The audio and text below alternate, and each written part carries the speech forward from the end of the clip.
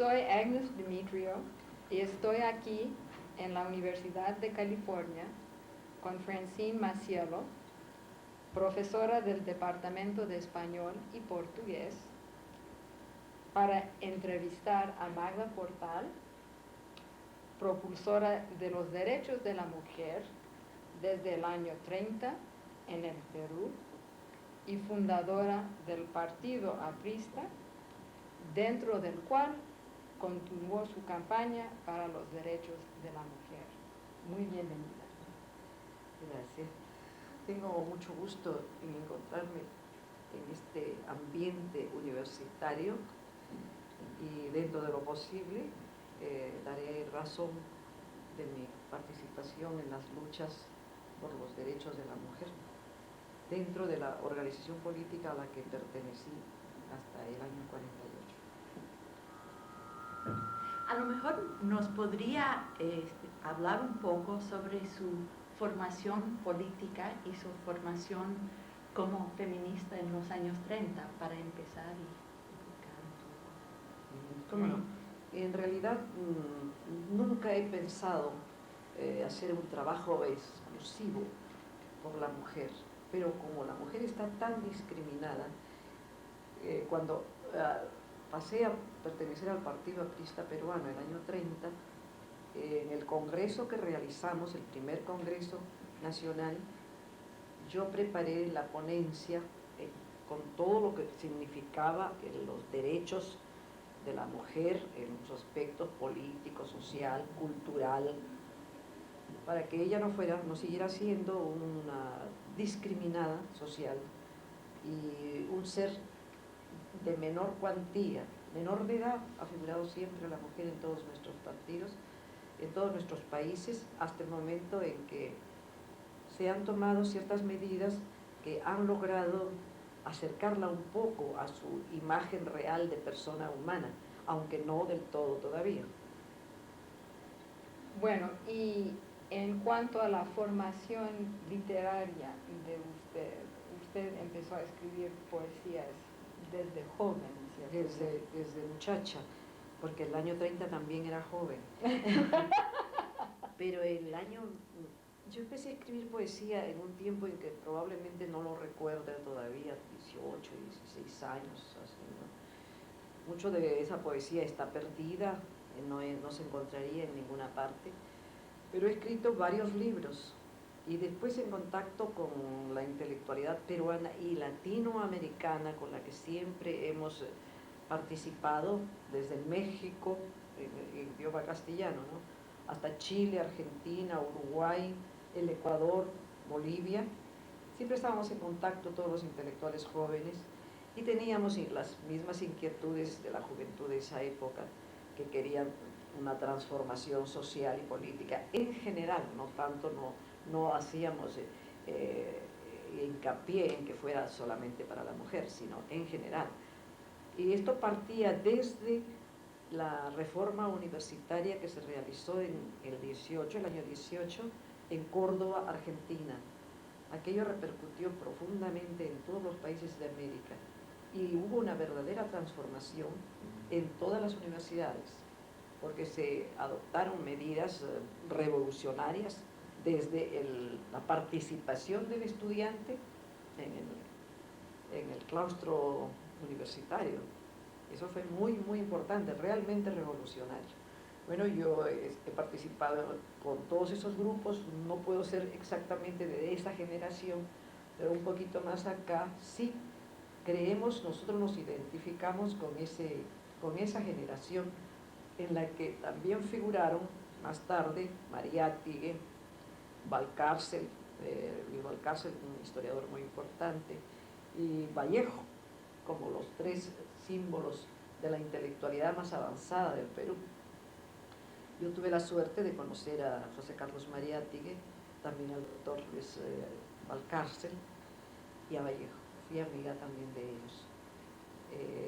Era una juventud muy inquieta, muy protestataria y con muchos ímpetus para reorganizar los esquemas que todavía habíamos heredado de la colonia, ¿no? Y digamos, desde la perspectiva de hoy, ¿cómo ve usted esos años? ¿Tuvieron éxito para ustedes o fue una época iniciadora?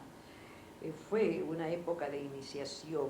Tuvieron éxito porque se crearon muchos nuevos conceptos de lo que significaba tanto el estudiante como el trabajador y como la misma mujer.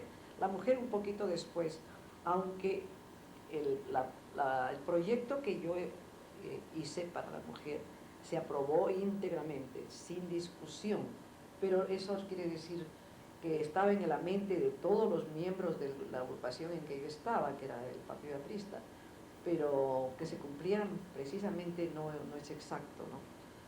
Bueno, mi contacto con José Carlos Mariátegui fue muy importante en cuanto a mi formación intelectual e ideológica. Mariátegui venía de Europa, después de haber estado 4 años y haber conocido el ambiente del fascismo y del nazismo. Ese hombre llevaba pues un bagaje de conocimientos y nosotros éramos sus discípulos. Recuerdo mucho que él en su silla de ruedas y nosotros en cojines nos sentábamos en el suelo y lo oíamos hablar.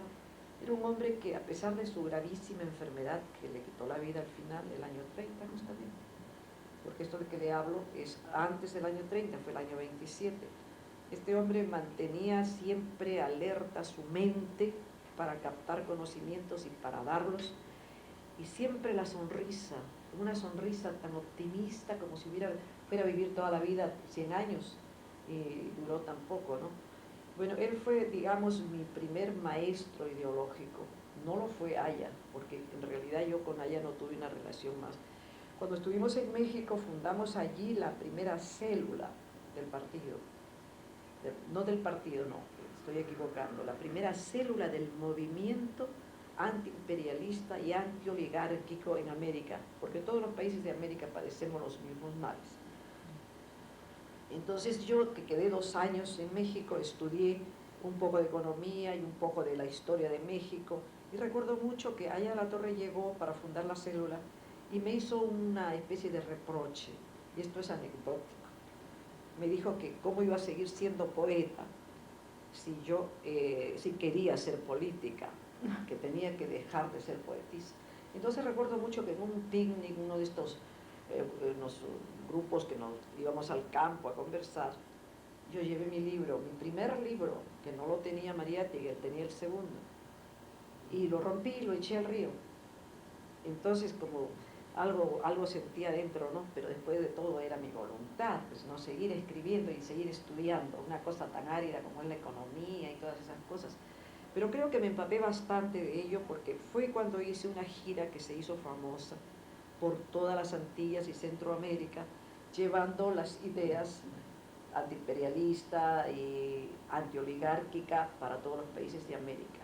Y ahora conocí justamente en Lexington a un estudiante dominicano que me dice, todavía existe la célula que usted fundó. Qué curioso, ¿no? Era el año 29. Una célula, me dijo, no es tan numerosa, pero existe. Existe. Qué curioso. Cuando ya yo no estoy dentro de ese partido, pues por supuesto. Muy bien. Muy interesante.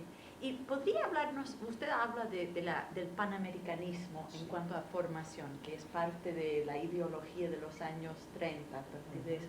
¿Podría hablar un poco de esto en conexión quizás con su formación literaria y también con la cuestión feminista? Bueno, de mi formación literaria no creo, ¿no? Porque cuando yo empecé a escribir todavía no tenía idea de esto. Usted sabe que quienes fundaron el panamericanismo fueron Manuel Ugarte y José Ingenieros en Argentina. Aya tomó la idea y la estructuró con un sentido más político.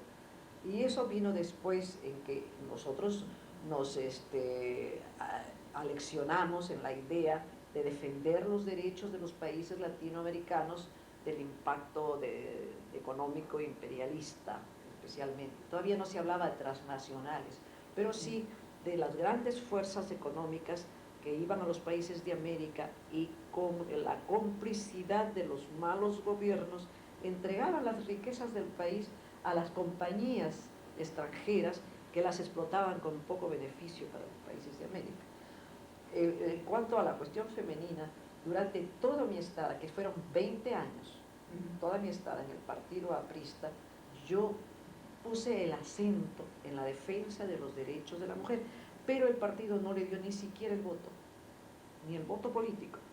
Ahora menos, nosotros teníamos una proposición que yo la imprimí en el Congreso aquel, de que la mujer debía tener el mismo salario que el hombre a igual trabajo y los mismos derechos en cuanto a la potestad de los hijos. No dije todavía lo de Flora Tristán, de darle su propio nombre, porque todavía no conocía yo bien a Flora Tristán, después la he conocido cuando ya estuve en Chile. Pero los derechos de la mujer estaban implícitos dentro de mi acción.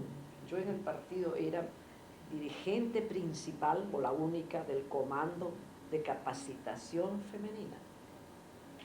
Comando de Capacitación Femenina, donde acudían las mujeres con muy buena voluntad, por supuesto, a escuchar todo lo que nunca habían oído, ni en política, ni en ninguna otra doctrina, ¿no? Recuerdo que entonces convoqué a un congreso, pero ya esto fue mucho más adelante, ¿no? El año 46. Un congreso, no fue congreso, fue convención de mujeres apristas. Y vinieron mujeres de todas las clases sociales, menos de las ricas, por supuesto, ¿no? Sino la clase media, las maestras, las campesinas y las obreras de todo el Perú. Fue una hermosa concentración de mujeres, de la cual tengo muchos documentos, y estuvieron 8 días concentradas en Lima, ¿sí? Y una vez a ella les habló, porque le tocaba a todos los líderes hablarle a las mujeres. Entonces a ella les habló de los deberes de la mujer dentro del hogar, con el marido y con los hijos. Aquellas se quedaron tensas. Y cuando él se fue, entonces les digo, bueno, ahora ¿qué quieren que les hable? Y me dijeron así, de marxismo. Qué bien. Pero ¿cómo? Fue una demostración bárbara contra él. Les hablaba solamente del hogar, ¿no? Sí. Entonces, una cosa así, demostró que ellas no habían venido a oír lo que ya sabían, el deber de la mujer dentro del hogar, sino que querían saber qué cosa era la política y el marxismo del que tanto habían oído hablar. Y mujeres campesinas, obreras y maestras de escuela. Eso fue una experiencia muy hermosa para mí. Poco después de eso, el año 47, 48, casi ya el 48, hubo el segundo congreso del partido. Y en ese congreso, Aya de la Torre declaró que nosotras no podíamos ser miembros activos después de 20 años de lucha, porque no teníamos estatus legal, y que por supuesto éramos nada más que simpatizantes, cosa que a mí me hirió tremendamente. Entonces pedí la palabra, pero como ya estaban al final, ella me contestó, no hay nada en discusión. Pero yo le dije, sí, pido la palabra. Entonces él dobló así sobre el papel, no era papel, sino era un libro de actas, fuertemente, y me dijo, no hay nada en discusión. Entonces yo me levanté de mi asiento y me fui. Me fui con unas cuantas compañeras, pero no volví más al partido. Ya fue decisivamente mi ruptura con el partido, que yo tenía muchas razones para romper con él, pero este fue el acabose ya. ¿Cómo era posible que a las mujeres no se les hubiera, se les marginaba definitivamente de la acción política, ¿no? Entonces yo he mantenido ese deseo de defender a la mujer, porque comprendo perfectamente que ellas solas no se defienden, sino hay quien las esté empujando y aleccionando. Y lo he hecho en todos los momentos, y tengo amistad con todos los grupos feministas que hay en el Perú, que son lo menos 6. Entre ellos está la MUPER, Acción para la Liberación de la Mujer Peruana, Flora Tristán, Manuela Ramos, que es un nombre popular simplemente. Bueno, son hasta 6, y activas, verdaderamente activas en la lucha.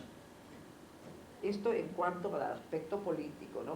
En cuanto al aspecto intelectual, además de la persona que se llama mujeres intelectuales y luchadoras en el Perú, que han dado timbre a la mujer en su categoría de luchadoras verdaderas, que no ponen en cuenta nada. El año 1908 hubo una manifestación desde el Callao hasta Lima, en donde las primeras eran las mujeres, y ahí hubo balacera y murieron 2, anónimas por supuesto, porque eran mujeres de trabajo. Quiere decir que la mujer es valiente y lo es en todos los niveles de la vida. Cuando hay que luchar, lucha, me consta. Bien, vale. ¿Ah? ¿Puede hablar, quizás para el público que no esté muy al tanto, a lo mejor valdría la pena hablar un poco de esta trayectoria que usted acaba de sugerir a partir de Clorinda Mato de Turner en la ruta intelectual? El problema de la mujer al sentarse a escribir y tener un público y quizás pensar, ser escuchada o ser leída. ¿Puede hablar un poco de la tradición literaria que, como usted lo ha percibido, como usted lo ha sentido? Bueno, este año en que, digamos, se hizo presente Clorinda Mato de Turner, ella fue muy bien recibida en Lima, en todos los ambientes intelectuales. Pero he de decirlo que uno de las oposiciones por su actividad feminista, ella fundó una imprenta y editorial que se llamó La Equitativa, solamente de mujeres. Todas obreras y escritoras, y todas eran mujeres, y ahí publicó sus libros, pero tuvo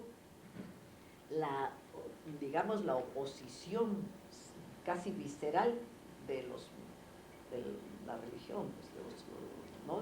¿De qué año hablamos ahora? Estoy hablando de comienzos de siglo, cuando... Sí, por eso, la que estoy diciendo es Clorinda Mato de Turner, que fue una buena escritora, muy culta, muy preparada, y que fue exiliada y tuvo que irse a morir a Buenos Aires, porque ahí la persiguió el clero, especialmente, porque no eran tareas de mujer escribir, y bueno, en cierta forma era protestataria, porque ella escribió un libro que se llamó Ave sin nido, que tiene no sé cuántas ediciones, y que trataba del problema del indígena, del hombre, del campesino indígena, que era muy maltratado en esa época en el Perú. Después estuvo la Carbonell, que se volvió loca, y por el estilo, muchas mujeres, había un buen ambiente intelectual, que bajó un poco después con el cambio de siglo y con que la mujer no se sentía estimulada. Entonces estoy hablando de antes de lo que he dicho hace un momento. Yo he terminado he hablado del partido aprista, pero ellas han sido realmente las precursoras. Hubo un movimiento feminista que se llamó Soy la Aurora Cáceres, de la hija de un presidente del Perú, un general, porque ella vivió muchos años en Europa, y ya en Europa había feminismo, pues. Entonces ella puso su nombre al feminismo peruano, que por primera vez se hablaba. Feminismo peruano, Soy la Aurora Cáceres, pero tampoco tuvo gran vigencia, puesto que los políticos de entonces no tenían ningún interés que la mujer tuviera derechos de ninguna clase, sino los normales de ser madre y ser esposa, ¿no? Bueno, en ese aspecto, pero como escritoras las han habido con menos frecuencia que los hombres, porque siempre los hombres han impedido que la mujer acceda a esta. Pero yo quiero decirles algo de mí que no es vanidad. Creo que soy la primera mujer en el Perú que tuvo el primer premio en los Juegos Florales de 1923. Unos Juegos Florales que fueron tergiversados por los mismos que proclamaron esto, porque estaba la Universidad de San Marcos, el Comercio y una serie de instituciones de cultura. Y estaba allí José Gálvez, que además era mi amigo.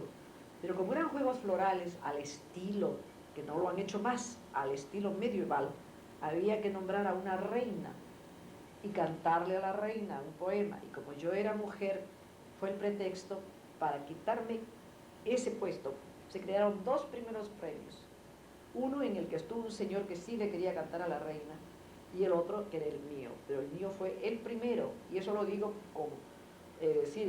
con una absoluta seguridad y no vanidad. Porque a mí me dolió un poco aquello, pero dije, bueno, yo me voy a cantarle a una reina. No puede ser que yo me voy a... Bueno, y la reina era nada menos que la hija de Leguía, del dictador. Entonces, mucho menos. Fue una cosa de combinación que hicieron. Además, pues he tenido otros premios literarios. Cuando no lo han tenido, no lo tenía ninguna mujer. El caso mío era excepcional porque andaba siempre con la clase intelectual, con los estudiantes, con la gente de letras, y estaba vinculadísima a todos los intelectuales de América. Y yo promocioné o edité 4 revistas que tuvieron corta vida, porque ahí ya me deportaron, 4 revistas que se llamaban Un Hangar, otra Trampolín, otra Poliedro, bueno, todas eran de nombres diferentes y todas eran en papeles diferentes, de todos colores. Una forma de hacer escándalo, pues lo que teníamos nosotros. Pero aquello inclusive no existe, sino los ejemplares que yo tengo. Los demás desaparecieron, pues se editaba poco y se mandaba a todos los países de América. Era nuestro vínculo en esa época, antes del APRA y ya con José Carlos Mariátegui. José Carlos Mariátegui recomendaba en Amauta, su famosa revista, recomendaba: lea usted Poliedro, lea usted Hangar, lea usted. Sí, muy interesante. No era propiamente un juego, sino era una cosa de ímpetu, de deseo de sobresalir en el anonimato en que se vivía, ¿verdad? Bueno, todas esas son experiencias que tengo y que las tengo más o menos escritas para ver cuándo hago mis memorias. Pues, algo de mucho interés. Sí. Y en esa época había otras mujeres escritoras. Sí, ¿en qué época? ¿En cuál de las 3 épocas? De los años 20. De los años 20. No las recuerdo propiamente. Así, es muy probable que de veras. Que hubieran. Pero muy pocas. Pero a que además no se atrevían. Y yo sí me atrevía, sencillamente. Yo en ese sentido era completamente atrevida, no me preocupaba lo que dijera nadie. Yo publicaba en Amauta, publicaba en casi todos los números de Amauta, poesías y todo lo que me imaginaba. Pero es que yo nunca he tenido el sentido de discriminación. Aunque me discriminaran, yo no me sentía discriminada. Me sentía sencillamente una persona como cualquier otra, con el derecho a producir lo que es capaz sin restricciones. Tan es así que, bueno, después allá de la Torre, después cuando nos conocimos y hice la gira, él publicó en varios de sus libros el mismo artículo, aumentado o achicado. Era La misión admirable de Magda Portal en las Antillas. Eso lo escribió él, ¿sabes? Sí. Ajá. Y lo escribió y lo reprodujo en otra serie de ediciones de ese mismo libro, unas veces más y otras menos, yo recuerdo eso. Y esa es la razón. No había mujeres que destacaran. Después estuvo María Vice, pero después María Vice, que fue esposa de Sabogal, de José Sabogal, el pintor, un gran pintor.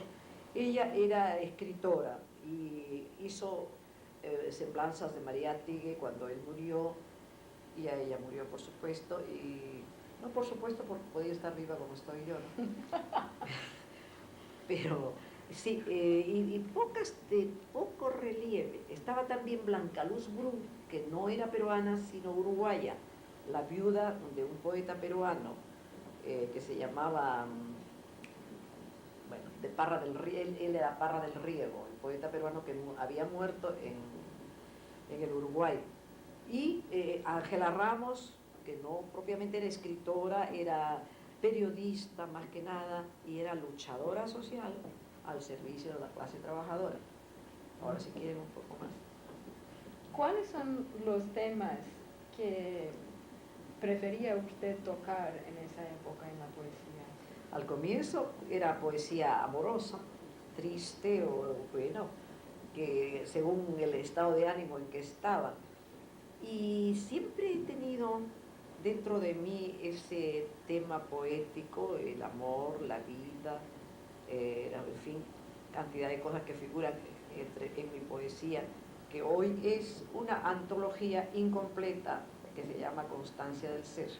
He tenido muy mala suerte yo con lo que he escrito, si se puede llamar a eso mala suerte o peor suerte, porque he perdido mucho de mi producción literaria. Una porque me era arrebatada por la policía y otra porque también me la arrebataron en un viaje que hice a la Argentina después que salí del partido aprista, llevando la mayoría de mi equipaje como todo era originales. Así no había copia. No había copia por la vida que yo llevé. Y entonces se perdió eso definitivamente. A mí cuando yo fui a la Argentina, a Buenos Aires, no llegó nunca mi equipaje. Solo mi maletita de viaje y una maquinita de escribir que llevaba. Pero nada más llegó. A los 3 meses tuve que regresarme al Perú para darme que efectivamente mi equipaje no había salido del Perú. No se había perdido en el trayecto. Todavía estaban. Estaría en manos de la policía, pero no en mis manos.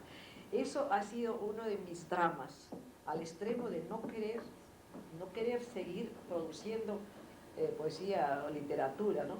Porque si todo iba a manos de la policía, bueno, pero ahora estoy haciendo algunas cosas más. Unas poesías más. Ya de un carácter más, más actual en cuanto al enfoque mismo de la poesía en el grande problema social y económico que viven los países subdesarrollados. Así un aspecto más político. Más político, sí, antes. más político, lo que le llaman protestatario. Es el gran problema, ¿no es cierto? Porque de entre la crítica, una vez que uno diga, ¿no?, poesía comprometida, poesía protestataria, entonces se cierra toda posibilidad de análisis y no es poesía, según él. Entonces, sí, lo niegan completamente. ¿Cómo se siente con respecto de esto? O sea, para usted, ¿cómo se podría organizar un texto poético social? Claro, que se organizan a montones. Sí, claro, no, pero se publica porque dentro hay poesía, hay la poesía solidaria con el ser que sufre, no el amor, no las decepciones, no los hijos, no la madre, sino el problema social que abarca tanto. Entonces uno comprende la lucha de los demás, o los alienta con su poesía o lo denuncia. Eso es lo que significa la poesía social, la denuncia ante el mundo de lo que sufren los más desamparados. ¿Okay? También, bueno, es el sufrir también del individuo por los demás. Por los demás, así es, porque uno es solidaria con el sufrimiento ajeno. Yo no puedo pensar en los horrores que han sucedido en Nicaragua sin sentirme conmovida. Y tengo poemas dedicados a Nicaragua. Ya triunfaron, pero a base de cuántos miles de muertos.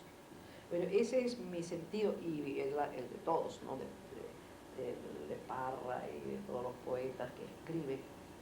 Esa literatura comprometida, que no deja de darle sitio a la otra poesía intimista, en donde uno expresa sus propios sentimientos y los tengo. ¿Tenemos? Sí, yo creo que sí. No, porque pensaba, hablando de su poesía y su trabajo como poetisa y como mujer que con una conciencia política muy clara. ¿Usted ha tenido contacto con las jóvenes poetisas en América Latina que están tratando de relacionarse con cuestiones de política? Bueno, las que están tratando de relacionarse con cuestiones de política propiamente no, pero nosotros hemos tenido y tenemos en el Perú una agrupación que se llama Centro Peruano de Escritoras. Es fundado por Cecilia Bustamante, en donde se agrupan todas las mujeres escritoras que ahora están escribiendo y que yo les he encontrado todos esos pequeños defectos de que el marido y el hijo se les enfermó y la mamá y qué sé yo qué, pero de todas maneras son las mejores. Y para el congreso que acaba de realizarse en México, que es el 4º Congreso Interamericano de Escritoras, yo traje una ponencia de poesía joven, en donde lo que nos dieron para poder escribir, que no era mucho, nos dieron una cantidad fija de páginas, a mí un poquito más, no sé, pero otras hicieron mucho más que yo. Nombré a todas las principales y puse el acento en 3 poetisas porque a mi parecer, no porque sean las otras peores, sino llegaban más hondo a mí, ¿no? De ellas está Carmen Luz Bejarano, la otra es Hilda Escarabótolo, que es de origen brasilero, pero que tiene una poesía muy bella, y la otra es Cecilia Bustamante. Justamente a las tres las enfoqué con más, puse más el acento en ellas, ¿no? Porque quería que algunas destacaran, porque nombrar y nombrar y nombrar poetisas, pero sí las he nombrado a la mayor parte, no a todas, a las más destacadas de las mujeres en el Perú, no en América, porque en el Congreso, en el tercer Congreso Interamericano de Escritoras que se realizó en Ottawa, yo mandé una ponencia bastante extensa sobre la poesía femenina desde la colonia hasta nuestros días, que eran bastantes páginas, que no sé si las leerían, porque al final no me mandaron ni los papeles ni nada. Desde Amarilis, la peruana, la famosa Amarilis, hasta Sor Juana Inés de la Cruz, toda la colonia, hasta donde llegó mi conocimiento, las citaba todas porque eso es muy importante para el conocimiento de la poesía femenina en varias épocas. Claro, como práctica solidaria incluso, ¿no? Sí. Entonces, hay más poetisas en este sentido que las que encontramos en las antologías. Ah, por supuesto. Con todo, muchas de esas poetisas antiguas y que han estado a principios de siglo figuran en algunas antologías. Muchas de ellas las he tomado, las antologías, porque quería tener una visión completa de lo que es la mujer en Latinoamérica como escritora. En la época de la colonia hubieron varias mujeres, y cuando se realizó la independencia, las mujeres callaron en esa cantidad minoritaria, callaron y dejaron hablar a los hombres, y los hombres tampoco hablaron. Hubo poquísima poesía en ese interludio de la liberación de la colonia hasta la república. Quiere decir que había una especie de compás de espera a ver qué era lo que pasaba, ¿no? Cómo se luchaba y se sufría. Bueno, todo el interés para para la independencia misma. Pero bueno, tenemos heroínas, pero no intelectuales, ¿no? Como María Parado de Bellido, que la fusilaron porque no delató lo que le llevaba una comunicación para Bolívar o para alguno de los libertadores de la última década, porque libertadores hemos tenido nosotros siempre, desde que entró la invasión española hasta Tupac Amaru, hemos tenido héroes fabulosos. Que eso es un tema aparte porque es muy extenso, pero es la historia de 300 años, que felizmente no fueron sino 300, de horror que sufrimos las colonias. Que hay quien dice que todos los coloniajes son malos, pero yo creo que sufrimos nosotros en el Perú y en México, más en el Perú, nunca nadie. ¿Verdad? Usted se refirió al Congreso en México a principios de este mes de Sí. junio. ¿Cómo ve usted este tipo de congreso? ¿Resulta una ventaja para la mujer? Bueno, dentro del contexto de reclamar los derechos legales y totales de la mujer, sí, está bien. La vez pasada también me invitaron cuando era en Ottawa, pero yo no fui por razones económicas. Pero esta vez vine con entusiasmo porque además que iba a conocer a muchísimas intelectuales que no conocía, y así ha sucedido, quería ver cuál era la tónica de la mujer en los demás países de América. Yo he conocido México el año 27 al 29, Cuba y todos esos países, y lo que la mujer ha avanzado es un paso gigantesco, realmente importante en cuanto a su presencia en la lucha por adquirir todos sus derechos legales, y se pasan más allá, porque inclusive estas mujeres han hablado de la libertad sexual sin restricción de ninguna clase, así, han hablado de todo eso. Por eso yo dije, esta es una reunión totalmente feminista, así, porque era la mujer que reclamaba su lugar en la vida, que no le debería en ningún momento disminuir el hombre. Es para todo, absolutamente para todo. Yo tuve esa impresión y digo, ha tenido tres aspectos: feminismo, sexismo y psicoanálisis. Curiosísimo, porque el psicoanálisis tuvo una gran vigencia como para estudiar el avance de la mujer en lo que es bueno, el psicoanálisis más que nada es sexista, pues, ¿no? A estudiar los problemas que sufre la mujer por la discriminación que existe en el ambiente. A mí me pareció un congreso muy interesante, hubo voces muy importantes de mujeres experimentadas y de mujeres intelectuales. Estaba esta señora Poniatowska, que dio un discurso final muy bueno, muy interesante, con bastante sentido protestatario en defensa de la mujer y en defensa de las mujeres que han luchado y que han sido muertas en los campos de la lucha. Y hubo ponencias interesantes, entre ellas una también sobre de Cecilia Bustamante, sobre la continuidad de la educación de la mujer aun cuando sea casada y tenga hijos, porque pues la mujer se le cierra ya el paso, se casó y se acabó, ya no estudia más. Entonces la mujer, cuando ya los hijos le crecieron, que tenga derecho a acceder a una universidad para ampliar los estudios que quiera. Esa es una ponencia de nosotros, no la aprobaron. ¿De veras? No la aprobaron porque nosotros dijimos que se pida a Naciones Unidas, a la UNESCO, que se acuerde esto, las instituciones internacionales, y dijeran que era pedir demasiado, que mejor era que se luchara en cada país por la conquista de la mayor culturización de la mujer.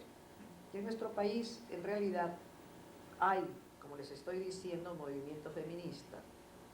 Hay un grupo que es muy avanzado, pero que es paralelo al Partido Comunista, que es un grupo femenino, que acaba de tener un gran congreso y que va a tener otro en Europa. Todo eso es importante, todo eso son avances de la mujer. Yo los constato porque en mi tiempo no lo sabía. Entonces el congreso demuestra que la mujer camina, y camina a pasos largos. Una crítica que se ha hecho en este país al movimiento feminista en Estados Unidos es que realmente es un movimiento de clase media. Ajá. De mujer, clase media, bien instruida por medio a nivel universitario, Sí. ¿no? Y blanca. Ajá. Ahora, ¿cómo ha visto usted esta cuestión en México, por ejemplo? O sea, ¿se ha tomado en cuenta cuestiones de clase, se ha tomado en cuenta cuestiones del campesinado frente a, claro, la mujer intelectual viene de cierta onda, pero se ha ampliado la perspectiva?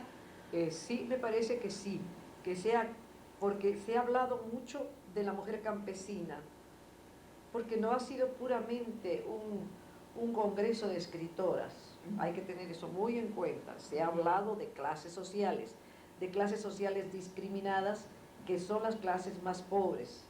Propiamente la clase media, como nosotras, tenemos mucho más libertad para hacer cosas y para decir cosas. En cambio, las personas de menor cuantía económica no tienen esa posibilidad.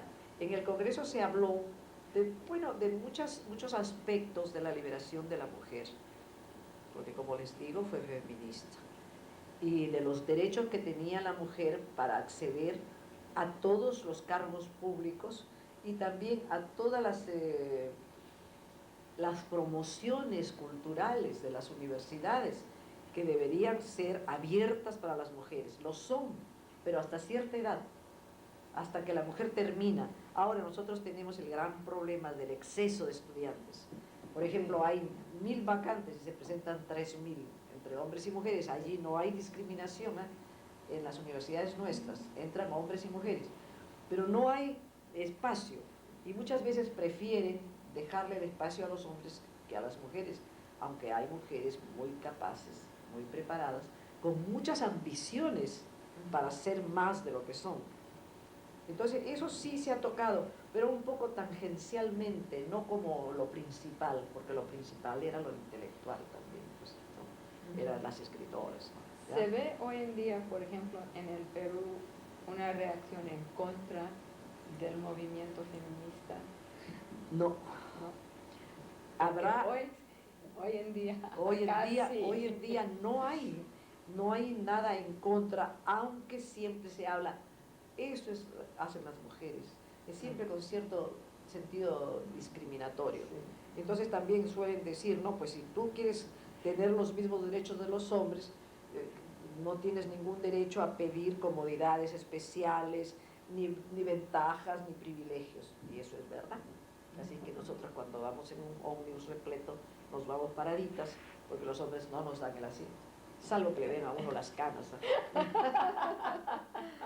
Sí, pero en realidad eso hay ya una especie de lavado de cerebro para los hombres, que empiezan a ver en la mujer a un ser semejante y no un ser inferior.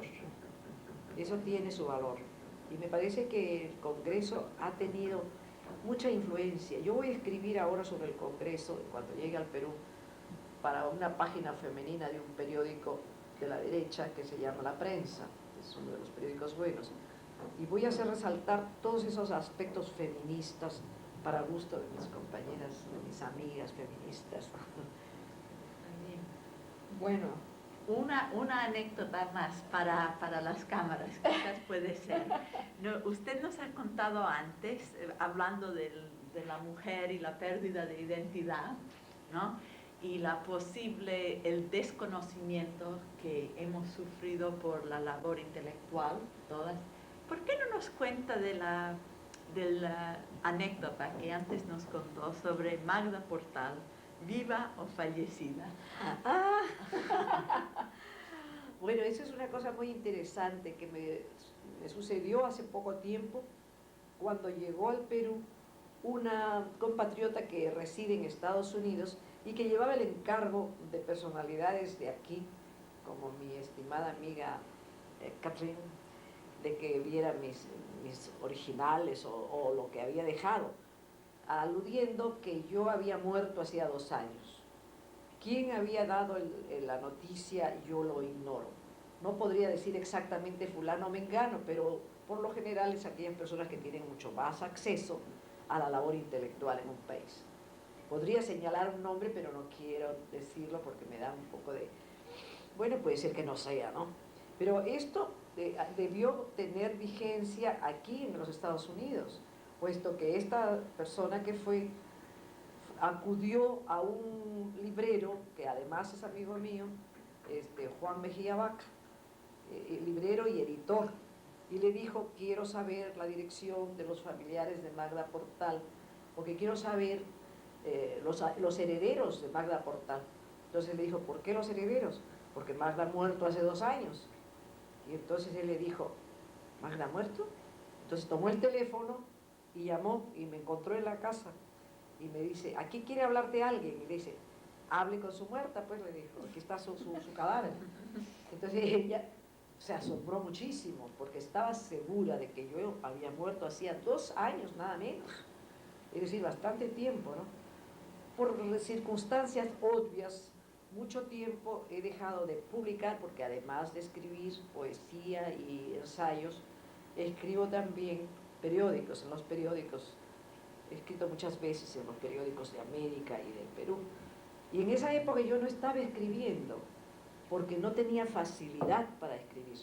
Pero traté de ubicarme de nuevo en el periodismo para demostrarle a mis denunciadores que estaba viva y que todavía estaba actuante.